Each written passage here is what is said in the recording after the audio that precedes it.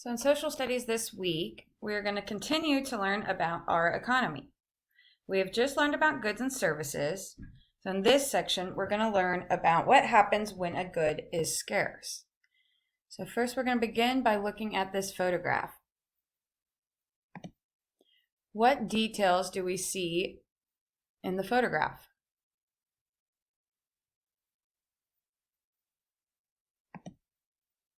There are many people. There are fish, lobsters, crabs, and shrimp on ice. There are people selling the fish, and there are people buying the fish. What do you think is happening here? Well, this is actually Pike Place Market in Seattle. It's one of the oldest public markets in the United States. And here we're seeing people buying and selling seafood. Look at all that seafood. Do you think they could ever run out?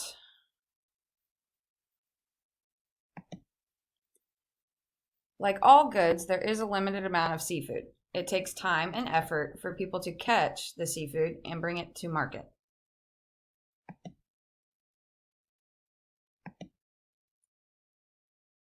Even if you were really rich, could you buy every good in the world?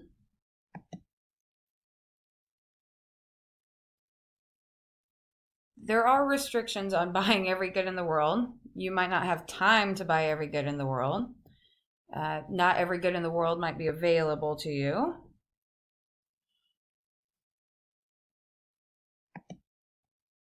So we're going to continue by reading our section of the things we buy are scarce. This is in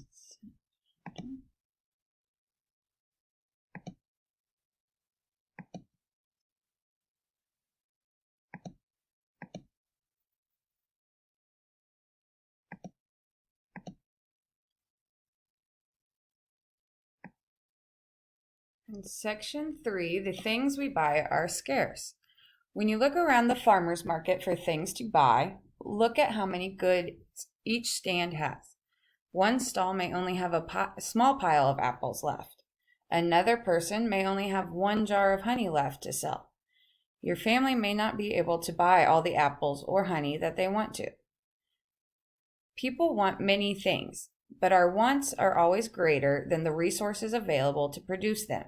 This is called scarcity. Goods and services are scarce. At the farmer's market, each stand can sell different fruits and vegetables, but the farmers who grow the fruit only can make a certain amount each season. Since they can never grow enough fruits and vegetables for everyone to get as much as they want, the goods are scarce.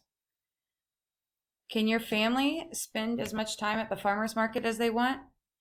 There are only 24 hours in a day, and there are even less hours of sunlight. Time, like goods and services, is limited. Because of this, we can say that time is scarce. If things are scarce, how can we get them? One way that we can get things we want is by trading for them. But most people get what they want using money to purchase goods and services.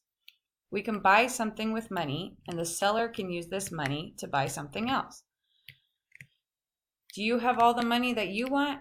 The answer is probably no, because people don't have all the money they want. They must choose between things they want to buy.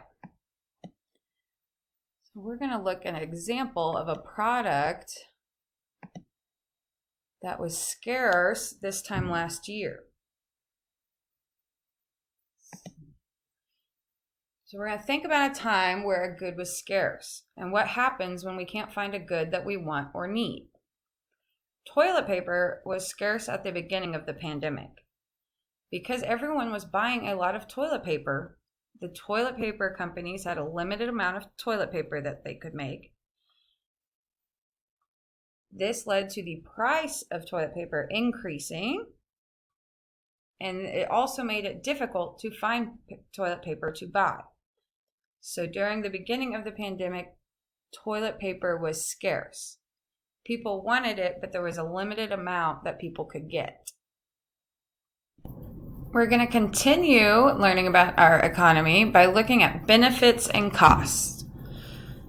So we're going to start by looking at this photograph. What details do we see in this photograph?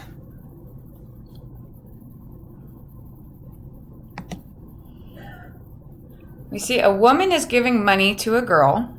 There are many objects on a table. A boy is holding a bike, and there is a house in the background.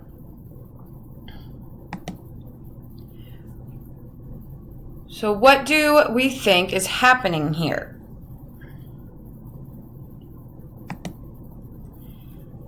It's most likely a yard sale. It looks like this family might be moving. They're selling extra things to their neighbors.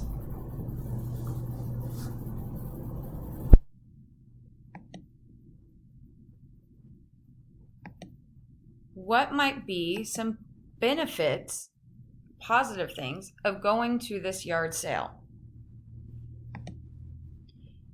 You could find some goods that you want at low prices. You could also talk with your neighbors. You might find something that you can't find in a store.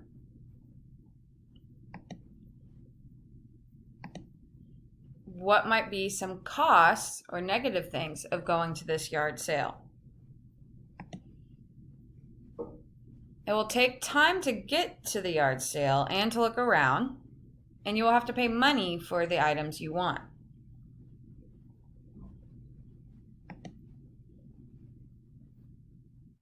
So we are going to now read section 4.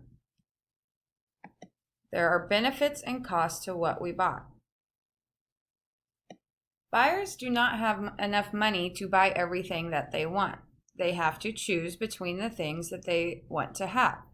To make this choice, people must think about the benefits and costs of the things they are choosing between. A good choice is one where the benefits are greater than the costs. While you are at the farmer's market, you may want to get your face painted and buy a bag of oranges to take home. But both the face painting and oranges cost $4, and you only have $5 to spend. You can only choose to buy one of these things. When you make a choice, you must look at the benefits and cost of each option you have. Each option has some benefits or something you will gain by choosing it. Making a choice also has a cost. A cost is what you give up when you make a decision. If you pay to get your face painted, there are costs and benefits. The benefit of getting your face painted is that it is fun to show to other people. The cost of the face painting is that it will only last a day before you have to wash it off, and then your face will not be painted anymore. You will also not be able to have fresh oranges with your breakfast. There are also costs and benefits of buying the oranges. The benefit of oranges is that they are healthy for you and you will not be hungry. The cost is that oranges are food, and once you eat them, they are gone. You also will not be able to show off your cool face painting. Looking at the costs and benefits, you may decide that oranges are more important to you. In our economy, people get to make decisions about what they want to buy. So we are going to look at some costs and benefits.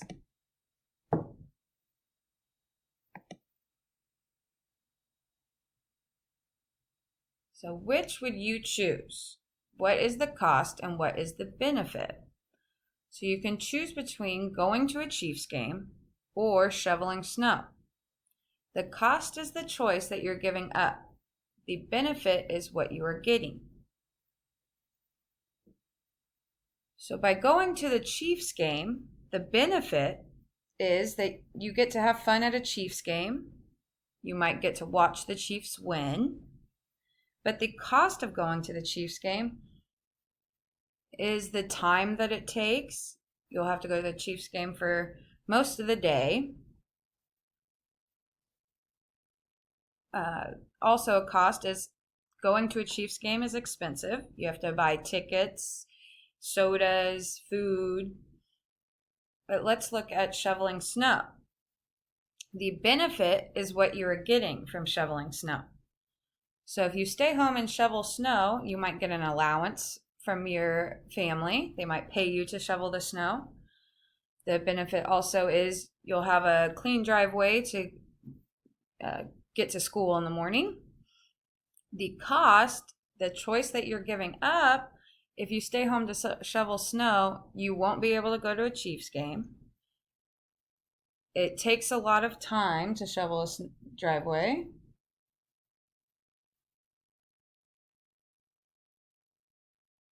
Let's look at another example. So which would you choose? What's the cost and what is the benefit? Here we have, you can eat ice cream or you can eat vegetables. The cost of eating ice cream, or the choice that you're giving up for choosing ice cream over your vegetables, is you do not get all the nutrients that you would from vegetables. But the benefit of eating ice cream over eating vegetable is that it tastes better than vegetables. If we chose eating vegetables over eating ice cream, the choice that we are giving up is we would not get to eat good tasting ice cream.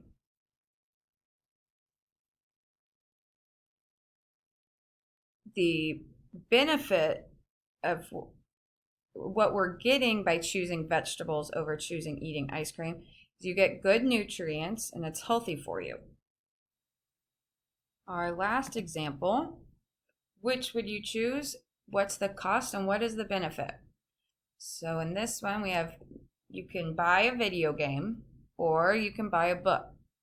So the cost of buying a video game, what we are giving up, would be that video games are expensive. So we're giving up money. Video games also take time to play, so you're giving up time. But the benefit of what you're getting when you buy a video game is you get to have fun and you can play your video games for a while. If we chose to buy a book, the cost is the choice that we're giving up. So we would not be able to buy a video game. But the benefit that we would get from buying a book would be you would have more money because it's less expensive than a video game. And you can have that book forever and read it over and over again. And reading a book is better for your eyes than playing video games. It is important to remember to look at the benefits and cost of the options we have. Each option has some benefits or something you will gain by choosing it.